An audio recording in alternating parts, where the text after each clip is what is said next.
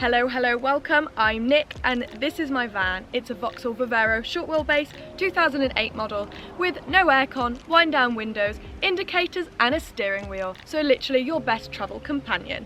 I live in it full time and it is much smaller than my last, but it has everything I need to live on the road comfortably. So let's take a look inside.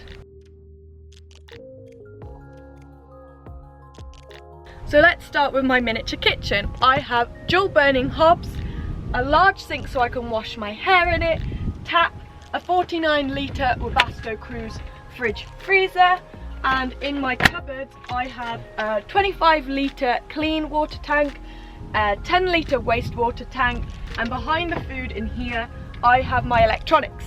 And I know that's going to stress some of you guys out because water and electronics don't go, but this video is based on my tour. I will do another video explaining the reasons behind my layout and design another time. The worktop is made using a 6x1 timber, which I glue together for a more rustic feel. I then turn the excess wood cutout for the sinkhole into a chopping board that slots into the sink, which extends cutting space but also hides mess if I decide not to wash up. I finished the kitchen off in Farrow & Ball all white and railings paint, and I also used Osmo antique oak stain, all eco-friendly. I also added a small splashback along the back with the offcuts of the worktop to make sure nothing rolls off the back. As you can see, I've got a basket inside my cupboard for all my dry food, snacks, chocolate, and another on top of the fridge for bits and bobs I don't need daily. I made the kitchen out of timber battens and boxed it off where necessary with 6mm MDF. It was really important for me to have a lot of storage inside my home as I live in here full time. I also live in England, which means the climate constantly changes, and I have an office job, so I just wanted to make sure I had enough space to store everything that I needed. Inside my wardrobe I have all of my clothes, tech, notebooks, and there's even room to fit random crap in there too. This was built by making a timber frame, and I boxed it off with reclaimed pallet wood on the kitchen side to make a feature wall and leftover cladding on the garage side, as it is just hidden by coats. Doors and shelves are made from 12mm ply, and it is finished in Farrow & Ball all white paint. I also have a mirror and battery powered light inside. The mirror is just on a hook so I can take that out when I want, and the light comes off too, so I can use that as a torch if I need aid seeing inside. As you can see, I'm quite the pro at organising small spaces, so I have everything filed away in their own boxes, and I fold everything and store them vertical. This has my trousers and dresses in, tops, socks, used clothes, but not ready for the wash, and there is still space to stuff a few more things in if I need. So moving on to the bed, you do have to curl up into a little ball like this if you want to sleep, but you do get used to it. However, if you want to stretch out, you can pull it out into a small double. I have built the bed to have two separate pull-out sections so it can be used in multiple ways. If I pull just the right side out, it creates a corner sofa feel for when I want to chill out in the day or have people over. It also doubles up as a single bed where it measures 62 by 190 centimeters. The great thing about this mode is you can still access the fridge and kitchen cupboards, which you can't when the bed is fully out. The second section, when pulled out, completes the small double bed, which measures 108 by 190 centimeters. It is built by making a timber box frame, and the sliding mechanism is simply struts of wood that slide between each other. I don't have a huge amount of storage, so I do keep the duvet and pillows out on the bed. I just fold them in half and I put this throw over it to neaten it up, and the spare foam cushions go along the back here, which creates a good back support for when I'm working in the day on the bed. So let's take a look inside the storage under my bed. It's about 70 centimeters long and 30 deep, so they're pretty huge, but they actually only fill up 3/4 of the space under my bed, as I wanted to leave some space for the garage. So inside this drawer I've got all my kitchen stuff. You can see it pulls out quite far. So I've got my pans, mugs, plates, masher, kettle, blender, literally everything kitchen related.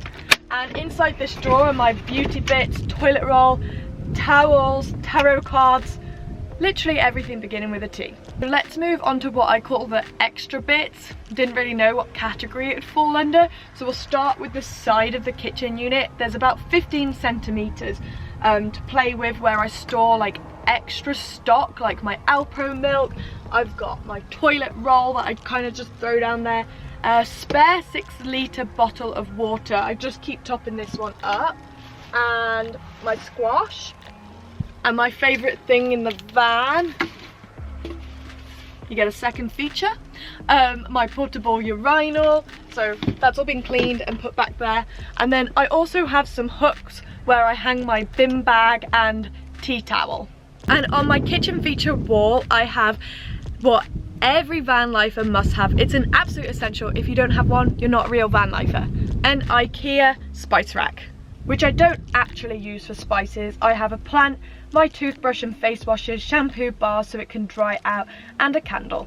I also have this stick-on towel rail, which I'm so pleased with. I only got it last week, where I put my extra tea towel and my face flannel on. To round off the extra bits part of my tour, the back walls are finished in IKEA fake leaves, and I also have fake ivy running around the van. I feel like the greenery brings life to my space. So swiftly moving on to the electronics of the van. As you are aware, the majority of it live in my kitchen cupboards, but first let's head up onto the roof. So here is one way that I power my van. I have 200-watt solar panels mounted on the roof racks that came with the van. The power goes through to the solar charge controller where I can monitor everything, and then into the leisure battery.